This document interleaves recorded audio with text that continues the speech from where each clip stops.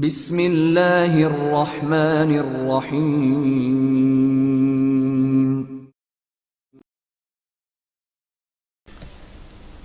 ایڈلاوا Imran series, مصنف ابن صفی۔ الفروزے بہت مسرور تھا کیونکہ زولی آہستہ آہستہ راہ پر آ رہی تھی، لیکن ساتھ ہی وہ یہ بھی محسوس کرتا رہا تھا کہ ہر معاملے پر عام عورتوں سے بہت مختلف ہے، ہر طرح کی بے تکلفی برداشت نہیں کر سکتی، اسی لیے وہ بعض معاملات میں بے حد محتاط رہتا تھا۔ وہ خود بھی نہیں چاہتا تھا کہ اپنے بارے میں اس کے ذہن میں کوئی ناگوار تاثر چھوڑے۔ آج انہوں نے اوسٹا کی تاریخی عمارات دیکھنے کا پروگرام بنایا تھا۔ زولی ہوٹلوں کی تفریح سے اکتا گئی تھی، لیکن اس کا باس تو سبھی قسم کی تفریحات سے اکتایا سا نظر آتا تھا۔ تاریخی عمارات کے بارے میں وہ کوئی اچھی رائے نہیں رکھتا تھا۔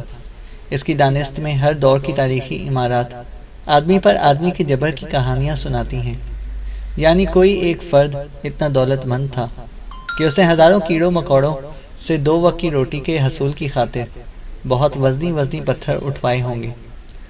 سچ مچ پاگل معلوم ہوتا ہے، الفروزے اس کے خیال سے آگاہ ہو کر بولا تھا۔ فلسفی بھی ہے، زولی کا جواب تھا۔ آدمی آدمی کی برابری کا قائل ہے، ہر بڑی اور شاندار عمارت کو دیکھ کر کہہ اٹھتا ہے کہ اگر اس کو توڑ کر اس کی اینٹوں سے لاتعداد چھوٹے چھوٹے مکان بنوا دیے جائیں تو کتنے آدمیوں کو سر چھپانے کی جگہ مل جائے گی۔ لیکن یہ منحوس عمارتیں خالی پڑی رہتی ہیں، اور ٹھیک اسی وقت ہزاروں جھوپڑوں کو کوئی بڑا طوفان اڑا لے جاتا ہے، اور ان کے مکین بے بسی سے کھڑے چیختے رہ جاتے ہیں۔ سوال یہ ہے کہ آخر ہمیں کیسے معلوم ہوا کہ ہم 300 سال پہلے کہاں تھے؟ الفروزے بولا۔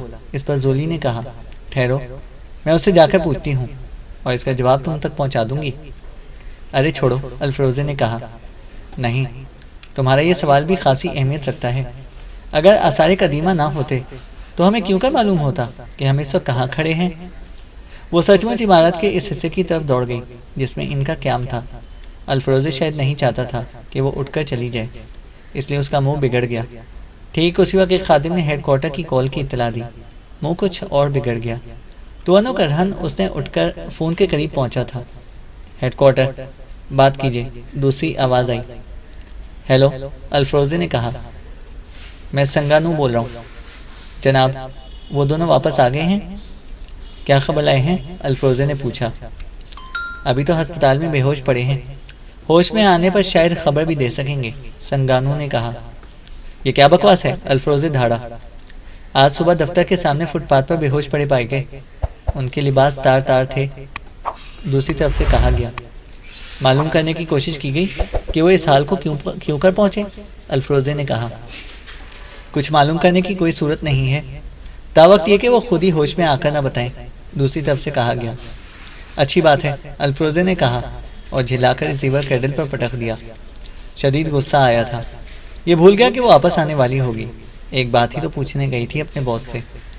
اس کی مٹھیاں سختی سے بھینچی ہوئی تھیں، ایسا معلوم ہوتا تھا جیسے دیواروں پر مکے برسانا شروع کر دے گا۔ اس کیفیت میں وہ نشست کے کمرے میں واپس آیا۔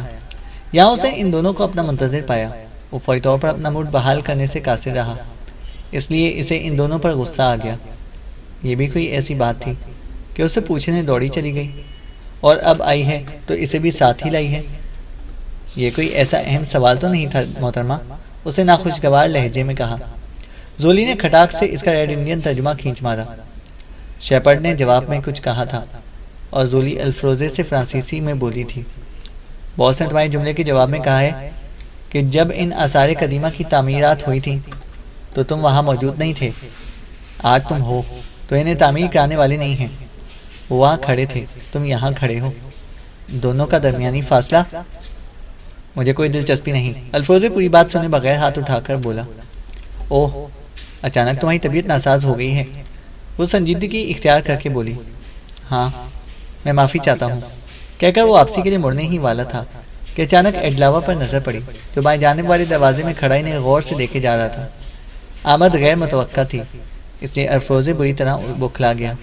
اس کی دانست میں ایڈلاوا آج میک اپ کے بغیر ہی اپنی اصل شکل میں اس تک آ پہنچا تھا، یعنی اس شکل میں جس میں وہ اس سے اسٹیمر پر ملا کرتا تھا۔ اوہ، آپ، یہ میرے مہمان ہیں اور یہ فرم کے مینیجنگ ڈائریکٹر، الفروزے نے تعارف کرایا۔ زولی نے غیر مانوس زبان میں اپنے باس کو بتایا تھا کہ وہ کون ہے، اس پر اس نے بھی کچھ کہا تھا جس کا ترجمہ زولی نے یوں کیا: بڑی خوشی ہوئی، لیکن ہمارا وقت بہت ضائع ہو رہا ہے۔ ایڈلاوا نے ان سے مضافہ نہیں کیا تھا، صرف سر کو خفیف سی جنبش دی تھی۔ بزنس کی باتیں صرف مجھ سے ہی کی جاتی ہیں، الفروزے جلدی سے بولا، اور ان سے معذرت طلب کر کے ایڈلاوا کے پیچھے چلنے لگا، جو کچھ کہے بغیر دوسرے کمرے کی طرف مڑ گیا تھا۔ میں آپ کو رپورٹ ہی دینے جا رہا تھا باس، الفروزے نے کہا۔ کیسی رپورٹ؟ اس نے سرد لہجے میں پوچھا۔ وہ دونوں، الفروزے نے کہنا چاہا۔ مجھے علم ہے، وہ بھی اسی طرح پاگل ہو گئے ہیں جیسے ایڈلی دے ساواں ہوئی تھی۔ میں اس حد تک نہیں علم رکھتا باس، الفروزے نے کہا۔ میں بھی جاگتا رہتا ہوں، تو مجھے کیا سمجھتے ہو؟ ایڈلاوا نے کہا۔ بالکل بالکل، اگر ایسا نہ ہو تو ہم سب جہنم رسید ہو جائیں باس۔ لیکن کیا یہ مناسب تھا؟ کیا آپ اپنی اصلی شکل میں تشریف لائے ہیں؟ میری کوئی اصل شکل نہیں ہے، ایڈلاوا نے کہا۔ الفروزے کی آنکھوں میں حیرت کے آثار نظر آئے تھے، لیکن زبان نہیں ہلی تھی۔ اس گدھے سے کہہ دو کہ پلوٹونیم ہنسی کھیل نہیں ہے، انتظار کرنا ہی پڑے گا، ایڈلاوا بولا۔ وہ تو میں پہلے کہہ چکا ہوں باس، الفروزے نے کہا۔ اور وہ دوسری بات جو لاسل کی پیغام میں نہیں کہی جا سکتی تھی، وہ یہ کہ تمہیں ویل ڈی اوسٹا کی سرحدوں کا کوئی تجربہ نہیں ہے، اس لیے ایک تجربہ کار آدمی تمہارے ساتھ جائے گا، ایڈلاوا نے کہا۔ مجھے کیا اعتراض ہو سکتا ہے باس، الفروزے نے کہا۔ پلوٹونیم لے جانے والی گاڑی وہ خود ہی ڈرائیو کرے گا، اور اسی میں تم تینوں کے بیٹھنے کا بھی انتظام ہوگا، ایڈلاوا نے کہا۔ بہت بہتر، الفروزے بولا۔ بس اب ان کے پاس واپس جاؤ، ایڈلاوا نے کہا۔ الفروزے واپسی کے لیے مڑ گیا، یہ پوچھے بغیر کہ وہ ٹھہرے گا یا فوراً ہی چلا جائے گا۔ ایڈلاوا اس طرح اپنے احکامات کی تعمیل چاہتا تھا۔ وہ دونوں ابھی تک وہیں بیٹھے ہوئے تھے۔ اسے دیکھتے ہی زولی نے کہا، جتنے تم خوش مزاج ہو، اتنا ہی تمہارا مینیجنگ ڈائریکٹر گھنا ہے، زولی نے کہا۔ ٹائپ ہوتا ہے، وہ بہت کم بولتے ہیں، بسا اوقات کئی دن تک ہم انہیں دیکھتے تو رہتے ہیں لیکن آواز نہیں سن پاتے۔ بہرحال انہوں نے کہا کہ دیر تو لگے گی، پلوٹونیم ہنسی کھیل نہیں ہے، اور اس کی نقل و حرکت بھی آسان نہیں ہے، اپنے باس کو بتا دو، الفروزے نے کہا۔ بتا دوں گی، لیکن یہ بتاؤ کہ تمہارا موڈ ٹھیک ہوا یا نہیں؟ شاید میرے ساتھ باس کو دیکھ کر تمہیں کوفت ہوئی تھی، زولی نے کہا۔ یہی بات تھی، الفروزے جلدی سے بولا۔ یہ میرا عملی لطیفہ تھا، تم تو زبانی سناتے ہو، زولی بولی۔ الفروزے مسکرایا تھا۔ تمہیں زور سے ہنسنا چاہیے اس لطیفے پر، زولی نے کہا۔ میں ہنسوں گا تو یہ بھی کچھ سمجھے بوجھے بغیر ہنس پڑے گا، اور مجھے اس کی ہنسی بالکل اچھی نہیں لگتی۔ کیا میں تھوڑا سا آرام کر لوں؟ الفروزے نے کہا۔ ضرور ضرور، زولی اٹھتی ہوئی بولی۔ اس کے ساتھ ہی اس کا باس بھی اٹھ گیا۔ الفروزے دوبارہ اسی کمرے میں داخل ہوا تھا جہاں ایڈلاوا کو چھوڑا تھا، لیکن اب وہ وہاں پر موجود نہیں تھا۔ جیمسن اور عمران دونوں جنیوا پہنچ گئے تھے، جہاں جوزف بیکاری کے ایام گزار رہا تھا۔ عمران کو دیکھ کر اس کا چہرہ کھل اٹھا۔ پردیس میں لاوارثوں جیسا برتاؤ نہ کیا کرو باس، جوزف نے شکوہ کیا۔ صحت اچھی ہو گئی ہے تیری، عمران نے کہا۔ بحر روم کی آب و ہوا مجھے تربوز بنائے دے رہی ہے، اگر زیادہ وقت ورزشوں پر ناز صرف کرتا رہوں تو ہاتھی ہو جاؤں، جوزف نے کہا۔ جیمسن بھی کچھ پوچھنے کے لیے بے چین تھا۔ جب عمران کچھ نہ بولا تو اس نے جوزف کو آنکھ مار کر کہا، مس موگمبی کی صحت بھی خدا کے فضل سے اچھی ہی ہوگی۔ میں کیا جانوں، جوزف بھنا کر بولا۔ کیوں، کیا اب نہیں اٹھتی بیٹھتی تمہارے پاس؟ عمران نے جیمسن کو گھور کر دیکھا تھا۔ کیا یہ یتیم خانہ ہے؟ اس نے گھورا کر پوچھا۔ میں نہیں سمجھا یور میجسٹی، جیمسن نے کہا۔ کبھی کہ نائجیریا پہنچ گئے ہوں گے دونوں، انہیں متعلقہ سفارت خانے کے حوالے کر دیا گیا تھا، عمران نے کہا۔ اس لیے خود کو لاوارث محسوس کر رہا تھا، اور بات آپ کے ہجر پر ڈال دی، جیمسن نے کہا۔ پھر تم نے ہجریانا شروع کر دیا، کہیں تمہیں سمعی انفجار سے نہ دوچار ہونا پڑے، عمران نے کہا۔ ارے باپ رے، جیمسن اپنے دونوں کانوں پر ہاتھ رکھتا ہوا بڑبڑایا۔ پھر عمران انہیں اسی کمرے میں چھوڑ کر چلا گیا۔ کیا کیا گزری، کہاں رہے، جوزف نے پراشتیاق لہجے میں پوچھا۔ کچھ نہ پوچھو، تمہارا باس واقعی بے حد عجیب چیز ہے، ہر موڑ پر کوئی نہ کوئی لڑکی اس کے لیے پاگل ہو جاتی ہے۔ ایک نے تو بن باس لے لیا ہے، وہ جنگلی مرغیوں کا گوشت کھا کھا کر اس کا انتظار کرے گی، ایک روم میں جھک مار رہی ہوگی۔ ارے ہاں، صفدر اور جولیا کہاں پر ہیں، جیمسن نے کہا۔ میں کیا جانوں، وہ یہاں کہاں، جوزف نے کہا۔ میرا خیال ہے کہ پوری ٹیم یہیں موجود ہے اور سبھی کہیں نہ کہیں مصروف کار ہیں، جیمسن نے کہا۔ اس خطرناک آدمی کا کیا رہا؟ جوزف نے پوچھا۔ ابھی تو ہم اس کے ماتحتوں سے ہی ٹکراتے پھر رہے ہیں۔ مجھے تو ایسا معلوم ہوتا ہے جیسے اس نے اس ملک میں ایک باطنی حکومت قائم کر رکھی ہو، جس کا ظاہری حکومت احساس تو رکھتی ہو لیکن کوئی واضح نشاندہی نہ کر سکتی ہو، لہٰذا اس سے نمٹنے کے لیے پوری فوج چاہیے۔ ہم 4 مرغیاں اس کا کیا بگاڑ لیں گی؟ جیمسن نے کہا۔ فضول باتیں مت کرو، میرا باس تنہا ایک پورا بریگیڈ ہے، جوزف نے ناخوشگوار لہجے میں کہا۔ جسے لونڈیاں سر لڑایا کرتی ہیں، جیمسن نے کہا۔ اے مسٹر بس، خدا اور مسیح کے بعد بس وہی ہے میرے لیے سب کچھ، لہٰذا اپنی زبان کو لگام دو، جوزف اسے مکہ دکھاتا ہوا بولا۔ جیمسن بائیں آنکھ دبا کر ہنسا تھا۔ 2 گھنٹے بعد عمران سے ملاقات ہوئی اور اس نے جیمسن کو الگ لے جا کر کہا، ہمیں اس عمارت سے نکل چلنا ہے۔ کیوں؟ جیمسن نے پوچھا۔ پولیس کو اس ہیلی کاپٹر کی تلاش ہے جس کے ذریعے میں پوائنٹ نمبر 12 تک پہنچا تھا۔ الفروزے کا پائلٹ بھی یہیں نظر بند ہے، عمران نے کہا۔ لیکن اس کلوٹے کا کیا ہوگا؟ جیمسن بولا۔ پرواہ مت کرو، یہ اب بھی شہزادہ بنے گا اور ہم سب اس کے خادم ہیں، عمران بولا۔ محض ہیلی کاپٹر کی وجہ سے دربدری ہوگی؟ جیمسن نے پوچھا۔ ہاں، کیونکہ نجی ہیلی کاپٹر یہاں عام نہیں ہے، عمران بولا۔ مگر ہمارے ساتھ تو ایک قیدی بھی ہے، جیمسن نے کہا۔ قیدی نہ کہو، اب اسے بھی دوست ہی سمجھو، عمران بولا۔ وٹالینی کی غداری کے بعد بھی؟ جیمسن بولا۔ وٹالینی کے انجام نے ہی تو اس کی آنکھیں کھولی ہیں۔ پوائنٹ ایکس کے 5 افراد کا حشر سن کر رو پڑا تھا۔ وہ اچھی طرح جانتا ہے کہ ہمارے ہی ساتھ رہ کر بچا رہے گا۔ ان میں پہنچا اور مارا گیا، عمران نے کہا۔ سوال تو یہ ہے کہ ایکس 2 کے یہ ایجنٹ کیسے ہیں جو اس حد تک بھی ہمارا تحفظ نہیں کر سکتے؟ جیمسن بولا۔ یہ دوسری قسم کے ایجنٹ ہیں، عمران نے کہا۔ میں نہیں سمجھا، جیمسن بولا۔ ساری دنیا میں ایکس 2 کے 2 طرح کے ایجنٹ ہیں، عملی اور معاون۔ جیمسن ہارلی یہاں اس کا عملی ایجنٹ تھا۔ کس طرح سمجھاؤں؟ ایکٹیو سمجھ لو، اور یہ لوگ صرف معاونت کرتے ہیں، عملی حصہ نہیں لیتے، عمران بولا۔ سمجھ گیا، جیمسن نے کہا۔ اس لیے ان کا تحفظ کرنا بھی ہم پر واجب و لازم ہے، عمران بولا۔ لیکن میرا خیال اس سلسلے میں کچھ اور ہے، جیمسن نے کہا۔ کس سلسلے میں؟ عمران نے کہا۔ جوزف کے سلسلے میں، کیونکہ اس کی شہزادگی بھی مشتبہ ہو چکی ہے۔ روم میں خواہ مخواہ شہزادہ سمجھ لیا گیا تھا، جیمسن نے کہا۔ ہاں، اس میں خطرہ تو ہے، عمران بولا۔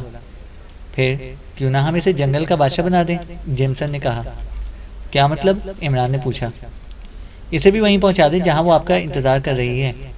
اس کا چچا انگلش بھی جانتا ہے، لہٰذا دونوں ایک دوسرے کو اپنے اپنے کارنامے سنا کر اچھا وقت گزار لیں گے، جیمسن بولا۔ میں تو فی الحال جنیوا نہیں چھوڑ سکتا، عمران نے کہا۔ میں لیے جاتا ہوں، جیمسن چہک کر بولا۔ عمران نے اسے غور سے دیکھا ہی تھا کہ وہ طرز سے بولا۔ جنگلی مرغیوں کا گوشت مجھے آوازیں دے رہا ہے، جیمسن نے کہا۔ زیادہ ہاتھ پاؤں نہ نکالیے گا، میریانہ فطرتاً ریچھنی ہے، عمران نے کہا۔ ارے لاہور والا، جو آپ پر نظر رکھتی ہو وہ معمولی چیز تو ہو ہی نہیں سکتی، جیمسن نے کہا۔ اور تم صرف بندرچے ہو، لہٰذا محتاط رہنا، عمران بولا۔ ارے تو کیا سچ مچ مجھے جانا پڑے گا، جیمسن نے کہا۔ تجویز معقول ہے، اور ہو سکتا ہے کہ کسی مرحلے پر مجھے بھی وہاں پر پہنچنا پڑے، کیونکہ مجھے مزید معلومات حاصل کر کے میریانہ سے ان کی تصدیق کرنا پڑے گی۔ دراصل اس کے ذہن کی بناوٹ ہی کچھ ایسی ہے کہ جب تک کسی خاص سچویشن سے دوچار نہ ہو بعض باتیں یاد ہی نہیں آتی۔ پہلے میں سمجھا تھا کہ وہ بہت تیری باتیں چھپا گئی ہے، عمران نے کہا۔ لیکن یہاں سے اس کو کیسے نکالوں، جیمسن نے پوچھا۔ اس کا بھی انتظام ہو جائے گا، تم فکر نہ کرو، عمران بولا۔ میریانہ چچی اور چچا نے جنگل میں منگل بنا رکھا تھا۔ چچا نے اسے نشانہ بازی سکھانی شروع کر دی تھی اور چچی اس ایسے داؤ پیچ بھی سکھاتی تھی جن کے سہارے وہ نہتی ہو کر بھی کسی مسلح دشمن کا مقابلہ کر سکتی۔ دن کا زیادہ تر حصہ سیر و شکار میں بسر ہوتا، اور اس کا چچا کہتا، میں واقعی ایسا ہی محسوس کرنے لگا ہوں جیسے اپنی عمر سے 20 سال پیچھے چلا گیا ہوں۔ ایک دن چچی اس سے جمن مراکشی کے بارے میں پوچھ گچھ کرنے لگی، اور میریانہ نے محسوس کیا کہ وہ کوئی خاص بات معلوم کرنا چاہتی ہے۔ ہرگز نہیں، ایسی کوئی بات نہیں، ہمارے تعلقات محض دوستانہ ہیں، اس سے آگے بڑھنے کا امکان نہیں، میریانہ نے کہا۔ اور وہ پولیس آفیسر؟ چچی نے پوچھا۔ بس ہمدرد ہے، میریانہ کے لہجے میں درد کی لہر موجود تھی۔ بوڑھی اسے غور سے دیکھنے لگی، پھر مسکرائی۔ یہاں ضرور کچھ نہ کچھ ہے، اس نے آہستہ سے کہا۔ اگر ہو بھی تو مجھے ناممکن ہی لگتا ہے، میریانہ نے کہا۔ کیوں؟ ناممکن کیوں؟ میرا خیال ہے کہ وہ تمہیں پسند کرتا ہے، چچی نے کہا۔ اس حد تک بھی نہیں کہ بات آگے بڑھ سکے، میریانا بولی۔ تمہیں اب شادی کر ہی لینی چاہیے، چچی نے کہا۔ میریانا کچھ نہ بولی، خالی خالی آنکھوں سے خلا میں دیکھتی رہی۔ چچی نے سنجیدگی سے سر کو جنبش دی تھی، پھر کہا تھا، ارے یہ بھی تو ضروری نہیں کہ وہ غیر شادی شدہ ہو۔ غیر شادی شدہ تو ہے، لیکن وہ میری سمجھ میں نہیں آتا، میریانا نے کہا۔ بڑی عجیب بات ہے، ابھی تک صرف مردوں کو یہ کہتے سنا تھا کہ عورت کو سمجھنا مشکل ہے۔ ساری دنیا کے لٹریچر اسی بکواس سے بھرے پڑے ہیں۔ آج ایک عورت کی زبان سے یہ سن رہی ہوں کہ مرد اس کی سمجھ میں نہیں آتا۔ بوڑھی حیرت سے بولی۔ کیا کروں، حقیقت یہی ہے، میریانا نے کہا۔ سب جذباتیت کے دھوکے ہیں۔ صرف عورت میں تھوڑا سا الجھاؤ ضرور پیدا ہو سکتا ہے، کیونکہ بسا اوقات وہ اپنی مامتا کو کوئی واضح شکل نہیں دے پاتی۔ اس سے غلط فہمیاں پیدا ہو جاتی ہیں، چچی بولی۔ چچی، الفاظ میں بیان تو کر سکتی ہوں، تمہیں معلوم ہو جاتا کہ وہ کیسا آدمی ہے، میریانا نے کہا۔ خیر چھوڑو، پودے آہستہ آہستہ درخت بنتے ہیں، ممکن ہے ابھی بیچ سے صرف انکھوے نے ہی سر ابھارا ہو، چچی نے کہا۔ وہ ایک چٹان کی اوٹ میں بیٹھی ہوئی تھی۔ بوڑھا آج تنہا شکار کے لیے گیا تھا۔ دفتن انہوں نے کسی قسم کی آہٹ سنی اور ان کے ہولسٹر سے ریوالور نکل آئے۔ کوئی آہستہ آہستہ حرکت کر رہا ہے، فاصلہ غالباً 100 گز کا ہوگا، دیکھو، بوڑھی نے کہا۔ اسے چٹان کی اوپری طرف اشارہ کیا تھا۔ میریانا بڑی پھرتی سے اوپر چڑھتی چلی گئی اور سر ابھار کر دوسری طرف دیکھتے ہی پرمسرت لہجے میں چیخ پڑی تھی، جمن مراکشی! پھر تیزی سے نیچے پلٹ آئی تھی اور ہانپتی ہوئی بولی، اس کے ساتھ ایک سیاہ فام آدمی بھی ہے۔ تمہیں یقین ہے کہ مراکشی ہی ہے؟ چچی نے کہا۔ ہاں چچی، کیا میری نظر کمزور ہے؟ میریانا بولی، اور پھر وہ دونوں نمودار ہوئے۔ جوزف نے بڑے ادب سے بوڑھی کو سلام کیا اور میریانا کی مزاج پرسی کی تھی۔ جیمسن نے تالوی میں اس کی نیک خواہشات ان دونوں کو پہنچائیں۔ یہ کون ہے؟ میریانا نے پوچھا۔ اپنے آفیسر کے خادم خصوصی اور ان کے لیے جان پر کھیل جانے والے۔ چچا کہاں ہیں؟ جیمسن نے کہا۔ آج تنہا ہی نکل گئے ہیں شکار کے لیے، میریانا نے بتایا۔ تھوڑی ہی دیر بعد وہ اس سے تنہائی میں ملی تھی اور بربر ڈھمپ کی باتیں شروع کر دی تھی۔ ذکر تمہارا ہی رہتا ہے، لیکن یہ بتانا مشکل ہے کہ کس جذبے کے تحت، جیمسن بولا۔ کیا تم اسے سمجھ سکے ہو؟ میریانا نے پوچھا۔ اچانک انہوں نے کسی کی چیخ سنی اور اچھل پڑے۔ آواز دور ہی کی تھی، سمت کا اندازہ بھی ہو گیا تھا۔ دونوں نے اس سمت کو دوڑنا شروع کر دیا اور پھر جیمسن نے دیکھا کہ بوڑھی اور جوزف بھی اسی سمت کو دوڑے جا رہے تھے۔ آواز پہچان لی گئی تھی۔ میریانا کا چچا مسلسل چیخے جا رہا تھا اور آواز جھیل کی طرف سے آ رہی تھی۔ جیمسن چھلانگے مارتا ہوا جوزف کے برابر جا پہنچا۔ یہ لڑکی کے چچا کی آواز ہے، ادھر سے آؤ، وہ ایک طرف مڑتا ہوا بولا۔ وہ دونوں بہت پیچھے رہ گئی تھی۔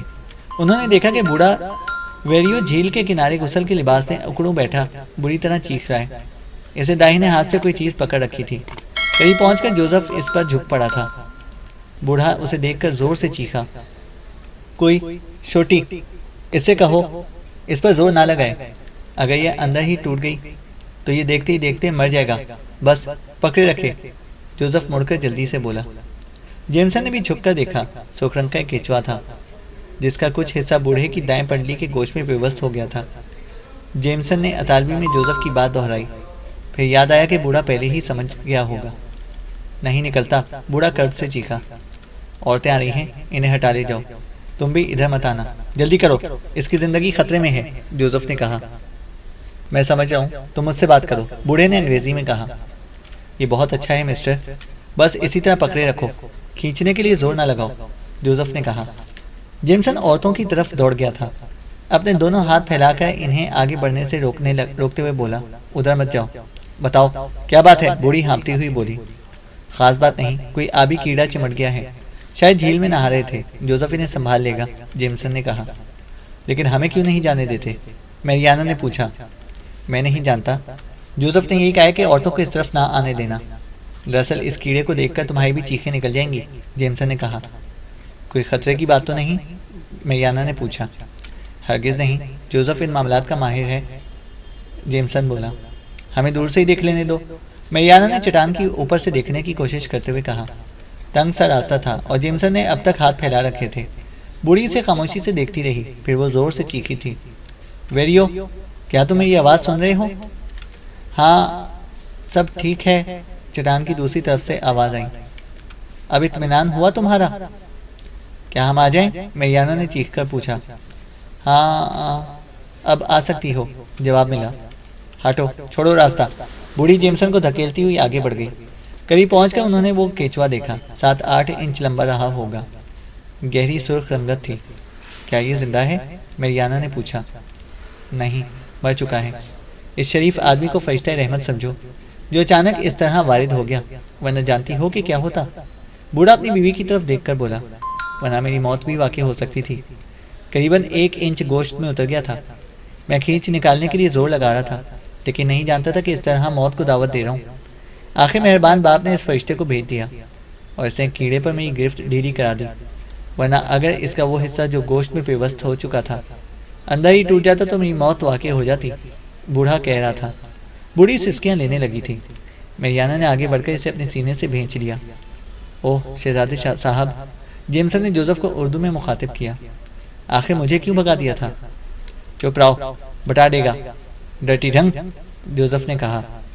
بوڑھے نے بھی نہ بتایا کہ پھر اس کیڑے نے اس کا گوشت کس طرح چھوڑا تھا۔ بیوی اور بھتیجی کے استفسار پر کسی قدر شرمندگی کے ساتھ بولا، بس نکل گیا تھا کسی طرح۔ جیمسن کا تجسس بڑھ گیا تھا، لیکن خاموش ہی رہا۔ جوزف اسے علیحدگی میں بھی وہ تدبیر بتانے سے گریز کرتا رہا جس کی بنا پر بوڑھے کو کیچوے سے نجات ملی تھی۔ تم پاگل تو نہیں ہو گئے؟ اگر تمہاری عدم موجودگی میں یہی حادثہ کسی اور کو پیش آ گیا تو کس طرح بچایا جا سکے گا؟ جیمسن جھنجھلا کر بولا۔ جوزف شرماتا ہوا بدقت تمام بولا، جس جگہ اس کیڑے نے اپنا سر ڈال رکھا ہو اس جگہ پیشاب کر دینا، فوراً باہر آ جائے گا۔ جیمسن پر کہکہوں کا دورہ پڑ گیا۔ دوسری طرف بوڑھا اپنی بیوی اور بھتیجی سے کہہ رہا تھا، بہت کام کا آدمی معلوم ہوتا ہے، بے حد تجربہ کار۔ بوڑھے نے کہا۔ آخر اس نے کیا کیا تھا؟ بوڑھی نے پوچھا۔ یہ تو میں نہیں دیکھ سکا تھا، لیکن کچھ کیا ضرور تھا، بوڑھے نے کہا۔ اسے بتایا بھی نہیں؟ بوڑھی نے پوچھا۔ نہیں، یہ لوگ، میرا مطلب ہے کہ افریقہ کے وچ ڈاکٹر اپنے ٹوٹکے کسی کو بتاتے نہیں، پوچھو تو برا مانتے ہیں۔ تم لوگ بھی مت پوچھنا، خواہ مخواہ بیچارے کی دل آزاری ہوگی، بوڑھے نے کہا۔ ان دونوں نے پھر اصرار نہیں کیا۔ شام ہوتے ہوتے جیمسن نے دیکھا کہ بوڑھا ویریو اور جوزف اس طرح گھل مل گئے ہیں جیسے برسوں کی جان پہچان ہو۔ رات کے کھانے پر جیمسن نے جوزف سے متعلق ایک باقاعدہ قسم کی تقریر کرتے ہوئے آخر میں کہا تھا، دن بھر میں 6 بوتلیں پیتا ہے، لیکن لوگ اسے کبھی نشے میں نہیں پائیں گے۔ 1 ہفتے کا کوٹا ساتھ لے کر آیا ہے، اس لیے اس کی فکر آپ لوگوں کو نہ ہونی چاہیے۔ اندھیرے میں آواز پر نشانہ لگاتا ہے، جو شاذ و نادر ہی خطا ہوتا ہے۔ تو گویا یہ روایتی آدمی ہے، بوڑھی نے کہا۔ یہی سمجھ لیجئے، نہ کسی کو دکھ دیتا ہے اور نہ چاہتا ہے کہ کوئی اسے دکھ پہنچائے، جیمسن بولا۔ تمہارا دوست بہت عقل مند آدمی ہوتا ہے، بوڑھی نے کہا۔ عقل کا دیوتا کہیے، جیمسن بولا۔ چینل کو سبسکرائب کریں اور بیل آئیکن کو پریس کریں تاکہ ہماری ہر اپڈیٹ آپ کو بر وقت مل سکے۔